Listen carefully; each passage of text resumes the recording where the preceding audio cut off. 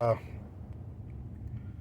Once they tore down the old Chicago Stadium in '94, man, it was over for Chicago.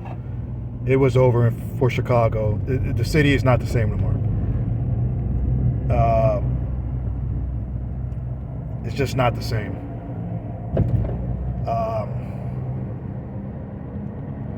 Chicago just got lame, man.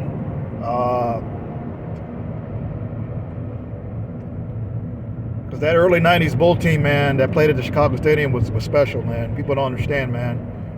People don't understand. Uh,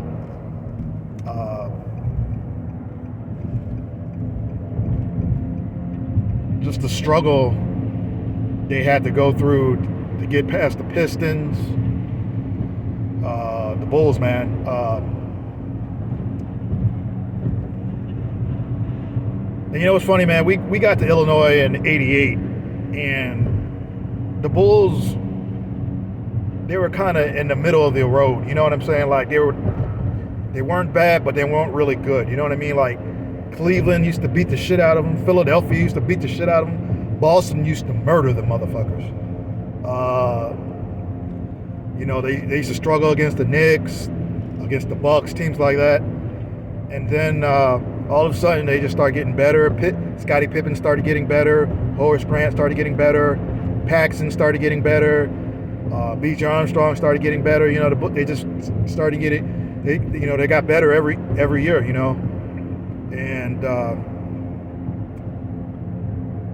'91, man.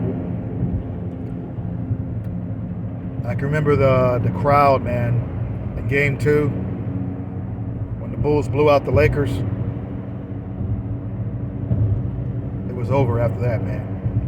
And also in '92, man, I just remember in Game 6 when the Bulls were down by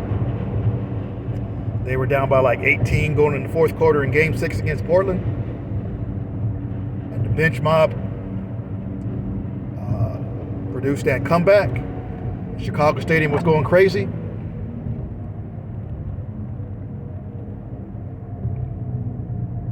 There will never be another. That's one of the best days of my life, man. And that crowd, I never seen Chicago Stadium that loud ever. I mean, when Paxson got that rebound, threw the ball up in the air. Some fans went on the field, or went on the court. You can't replicate moments like that, man. And Chicago is just not the same city, man. And I don't give a shit what anybody says. Once they tore down the old Chicago Stadium, that was it. Chicago's just not the same, man. And it hasn't been ever since.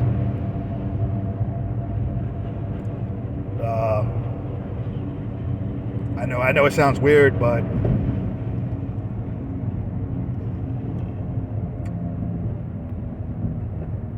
that Chicago Stadium, man, was the heartbeat of the city. And, you know,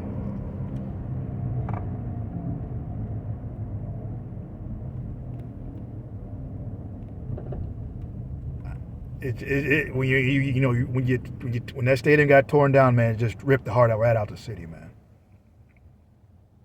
And Chicago hasn't been the same ever since.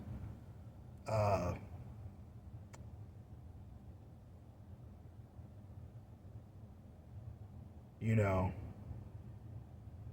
and that stadium produced so many great moments. With that buzzer beater by Tony Kukoc in Game 3 of the 1994 second round playoffs. That will go down as one of the greatest moments of Bulls history as well. You know, the turnaround fadeaway jumper by Kukoc. Yeah, man.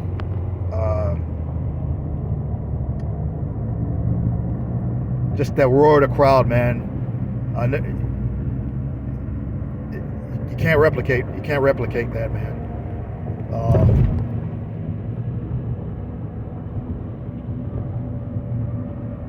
Chicago is just a different city. It's more of a white collar corporate corporate feel, man.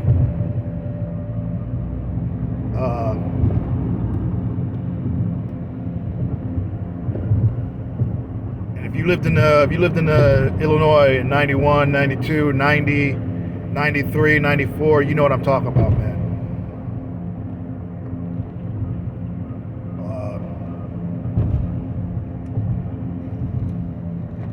And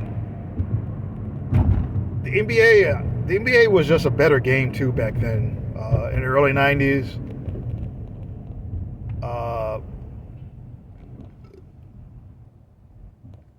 it was more of a balanced game. Not that many guys were taking 3-pointers, like the bullshit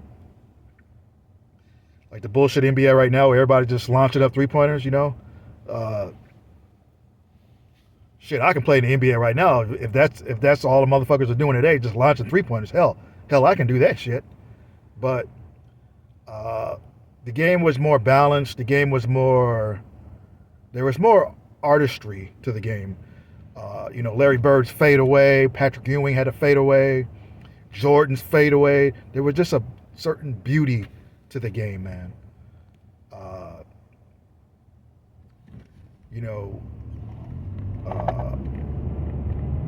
And they were better players too, man. The skill set was better. They were just better players back then, man. Isaiah Thomas was great. Players like Rod Strickland, Mark Price.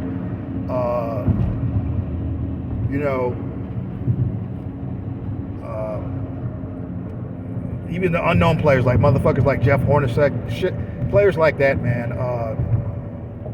The mid-range jumper was in full effect. It was just a better overall balance of skill sets. Centers were real centers. It was just a different game in the NBA. It was just a different game, man. It was a better game.